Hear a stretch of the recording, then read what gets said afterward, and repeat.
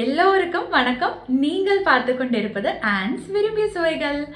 என்னடா எவ்வளோ நாளாக காணுமே, எங்கே போனாங்க அப்படின்னு என்னோட தமிழ் நேயர்கள் நினைக்கிறீங்களா? ஆக்சுவலாக கொஞ்சம் ரொம்ப உண்மைதாங்க, ரொம்ப பிரேக் ஆயிடுச்சு.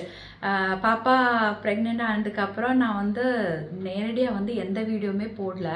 அப்பப்போ ஏதோ சின்ன சின்ன வீடியோ போட்டுட்ருக்கேன். இனிமே தாங்க கொஞ்சம் நல்ல நல்ல வீடியோவாக உங்களுக்கு போட்டு சந்தோஷப்படுத்தணும்னு நினைக்கிறேன். அதோட ஃபஸ்ட்டு படியாக இன்றைக்கி ஒரு சூப்பரான ரெசிபியோடு வந்திருக்கேங்க.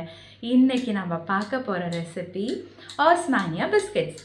ஆமாங்க, இந்த பிஸ்கெட்டு தெரிஞ்சிருக்காதவங்க சாப்பிட்ருக்காதவங்க ரொம்ப கம்மி தான். செம்ம டேஸ்ட்டாக இருக்கும். யூஸ்வலி இது ஹைதராபாத் ஃபேமஸ் பிஸ்கெட்டுங்க. ஆனால் நம்ம வீட்டிலே சூப்பராக ஈஸியாக செஞ்சுக்கலாங்க. அது எப்படி அப்படிங்கிறத பார்க்க போகிறோம். கொஞ்சம் கூட டைம் வேஸ்ட் பண்ணாமல் எப்படி இந்த ஆஸ்மானியா பிஸ்கெட்ஸ் பண்ணுறது அப்படிங்கிறத பார்த்துடலாம். இதுக்காக நம்ம ஒரு 115 கிராம், அதாவது அரை கப்பு பட்டர் எடுத்துக்கணுங்க ரூம் டெம்பரேச்சரில்.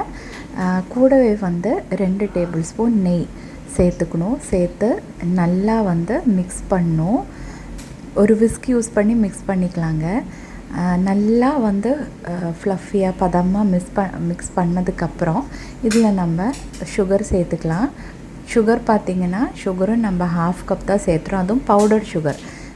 சர்க்கரையை நல்லா பவுடர் பண்ணி எடுத்து சேர்த்துக்கோங்க. பட்டர் இங்கே நான் ரூம் டெம்பரேச்சரில் தான் வச்சுருந்தேன். இருந்தாலும் அந்த அளவுக்கு சாஃப்ட் மெல்ட் ஆகலை. அதனால தான் முதல்ல கொஞ்சம் கஷ்டமாக இருந்ததுங்க. ஆனால் ப்ராப்ளம் இல்லை, ஓகேயாக வந்துருச்சு. இப்போ நம்ம அரை கப்பு சர்க்கரையை பவுடர் பண்ணி சேர்த்துக்கிட்டோம். கண்டிப்பாக பவுடர் பண்ணியே சேருங்க. சேர்த்துக்கிட்டதுக்கப்புறம் நல்லா மிக்ஸ் பண்ணிக்கோங்க. நல்லா நம்ம ஸ்மூத்தாக மிக்ஸ் பண்ணணும். நீங்கள் பீட்ரு கூட யூஸ் பண்ணிக்கலாம், சரிங்களா? நான் எல்லாருக்கிட்டேயும் பீட்ரு இருக்காதுன்னு தான் நான் விஸ்க் யூஸ் பண்ணேன். இதில் கொஞ்சம் ஏலக்காய் தூள் சேர்த்துக்கணும். ஒரு அரை டீஸ்பூன் போல். கொஞ்சோண்டு உப்பையும் சேர்த்துக்கோங்க, ஒரு டேஸ்ட் பேலன்ஸ் பண்ணுறதுக்கு. சேர்த்து இதுவும் நல்லா மிக்ஸ் பண்ணி கொடுங்க. இந்த பிஸ்கெட் யாரெல்லாம் சாப்பிட்ருக்கீங்க முதல்ல அப்படிங்கிறத கமெண்ட் பண்ணுங்கள். யாருக்கெல்லாம் பிடிக்கும் அப்படிங்கிறத. இது ஹைதராபாத்தில் கராச்சி பேக்கரியில் ரொம்ப ஃபேமஸுங்க. அவ்வளோ டேஸ்டியாக யம்மியாக இருக்கும் இந்த பிஸ்கெட்டு. இப்போ இதில் நாம் 1/4 கப்பு மைதா மாவு சேர்த்துக்கணுங்க. சேர்த்துக்கிட்டதுக்கப்புறம் நம்ம இதில் கஸ்டர்ட் பவுடர் 1.5 டேபிள் ஸ்பூன், பால் பொடி மில்க் பவுடர் 1 டேபிள் ஸ்பூன் சேர்த்துக்கணும், சரிங்களா? இது ரெண்டும் கண்டிப்பாக சேர்க்கணுங்க. சேர்க்காமல் இருக்கலாமான்னு கேட்காதீங்க. ஏன்னா இதெல்லாம் சேர்த்தா தான் நம்ம அதே பேக்கரி ஸ்டைலில் ஆஸ்மானியா பிஸ்கட் தயார் பண்ண முடியும். இதை நல்லா மிக்ஸ் பண்ணி இந்த மாதிரி ஒரு டெக்ஸ்சருக்கு கொண்டு வாங்க. கொண்டு வந்ததுக்கப்புறம் நல்லா கையில் இப்படி நல்லா மிக்ஸ் பண்ணி வந்தீங்கன்னா இதை நம்ம நல்லா ஒரு மாவு மாதிரி பிசைஞ்சிக்கலாம். பார்த்தீங்களா? நல்லா நீங்கள் மிக்ஸ் பண்ண இது கூடி வரும். கூடி நீங்கள் ஒரு நல்ல ஃபர்ம் டோவாக இதை பிசைஞ்சு எடுத்துக்கலாம். முதல்ல க்ரம்பிளியாக இருக்கும். அப்போ நீங்கள் யோசிக்கலாம், என்னடா க்ரம்பிளியாக இருக்குது, எப்படி நம்ம இதை பிசைய போகிறோன்னு. ஆனால் நீங்கள் அதை பிசைய இப்படி கூடி வந்துடும், சரிங்களா? இப்படி நல்லா ஃபர்ம் டோவாக மிக்ஸ் பண்ணிக்கோங்க. இப்படி தான் இந்த ஒரு கன்சிஸ்டன்சியில் தான் நம்ம டோ இருக்கணும். இனி இந்த டைமில் நீங்கள் பார்த்தீங்கன்னா ஓவன் ப்ரீஹீட் பண்ணி வச்சுக்கோங்க. 180Cக்கு ப்ரீஹீட் பண்ணி வச்சுக்கோங்க. இதை ஸ்டவ் டாப்பில் கூட செய்யலாம். நான் ஏற்கனவே ஸ்டவ் டாப் மெத்தட் சேனலில் போட்டிருக்கேன். எப்படிங்கிறத பார்த்துக்கோங்க. டிஸ்கிரிப்ஷன் லிங்கில் கொடுத்துட்றேன். இப்போது ஒரு நம்ம ரோலிங் போர்டு எடுத்துகிட்டு கொஞ்சோண்டு மாவு டஸ்ட் பண்ணிவிட்டு நம்ம பிசைஞ்சு வச்சுருக்கிற மாவு நல்லா ஃப்ளாட்டாக நம்ம ரோல் பண்ணணும், சரிங்களா? ரொம்ப தின்னாக இல்லை, ஒரு கொஞ்சம் திக்காகவே ரோல் பண்ணிக்கோங்க. அப்போ தான் நம்ம கொஞ்சம் திக்காக டெஸ்க்கு கட் பண்ணி எடுக்க முடியும். இப்படி நீங்கள் ரோல் பண்ணும்போது உடஞ்சி போகிற மாதிரி இருக்கலாம். ஆனால் இதுவும் அதே மாதிரி தாங்க. நீங்கள் ரோல் பண்ண அது கூடி வரும், சரிங்களா? நல்லா ரோல் பண்ணிக்கோங்க. ரோல் பண்ணி இந்த அளவுக்கு கொண்டு வந்துக்கோங்க. திக்னஸ் இந்த அளவு வேணும். ரொம்ப தின் பண்ணிடாதீங்க. ஏன்னா இந்த பிஸ்கெட்டே கொஞ்சம் குண்டாக தான் இருக்கும். அப்போ நம்ம ரோல் பண்ணதுக்கப்புறம் ஒரு ட்ரேயும் அதே மாதிரி ரெடி பண்ணி வச்சுக்கோங்க. பேக்கிங் பேப்பரில் எதுவும் போட தேவையில்லை, ட்ரே மட்டும் ரெடி பண்ணி வச்சுக்கோங்க, சரிங்களா?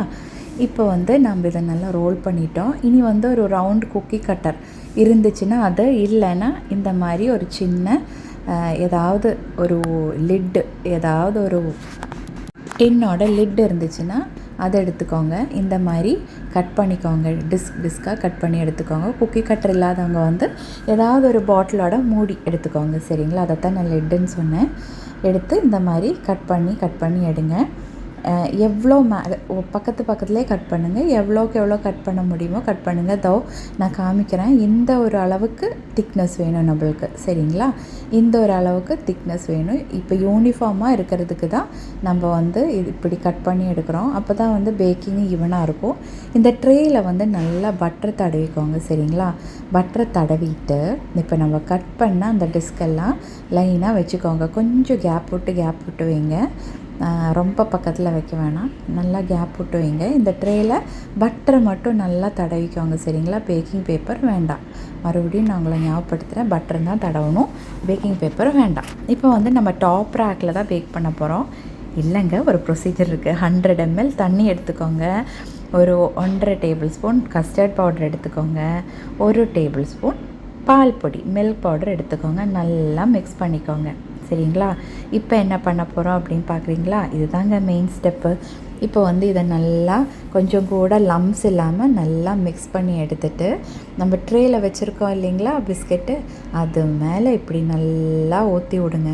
நல்லா எல்லா பிஸ்கெட்டும் வந்து இது நல்லா சோக் ஆகணும், அந்த அளவுக்கு ஊற்றி விடுங்க. என்னடா வித்தியாசமாக பண்ணுறா அப்படின்னு பார்க்குறீங்களா? ஆமாங்க, இந்த பிஸ்கெட்டே அப்படி தாங்க. இப்படியெல்லாம் பண்ணால் தாங்க நம்மளுக்கு அந்த கரெக்ட் டேஸ்ட் வரும். இப்போ வந்து நம்ம நல்லா சோக் பண்ணி எடுத்துடலாம். இப்படி நீங்கள் ஒரு அந்த பக்கம் இந்த பக்கம் நீங்கள் ட்ரேஸில் ஆன் பண்ணிங்கன்னா நல்லா எல்லா பிஸ்கெட்டும் கவர் ஆகும். மீதம் இருக்கிற இந்த கஸ்டர்ட் மில்கோட மிக்ஸ் வந்து கேர்ஃபுல்லாக மெல்லமாக ட்ரேஸில் ஆன் பண்ணி நீங்கள் ஒரு பவுலில் ஊற்றிக்கோங்க. பிஸ்கெட் விழாதுங்க. இப்போ டாப் ட்ரேயில் மேலே ட்ரேயில் வச்சு 25 மினிட்ஸ் பேக் பண்ணுங்கள். உங்கள் ஓவன் ஹீட் பார்த்துக்கோங்க, அதனால் இடையில பார்த்துக்கோங்க. இப்போ என்னோடய ஓவனில் 25 மினிட்ஸ் நம்ம சூப்பரான ஆஸ்மானியா பிஸ்கெட் பேக்கரி ஸ்டைலில் ரெடியாக இருக்குங்க. பார்த்தீங்களா? இது செம்ம டேஸ்ட்டு. நீங்கள் பேக்கரியில் சாப்பிட்ருக்கீங்க அப்படின்னா அதே டேஸ்ட்டில் இருக்கும். கண்டிப்பாக ட்ரை பண்ணி பாருங்கள். ஈஸி தானே. இதை ஏர்டைட் கண்டெய்னரில் ஸ்டோர் பண்ணுங்கள். கூல் ஆனதுக்கப்புறம் சாப்பிடுங்க, என்ஜாய் பண்ணுங்கள்.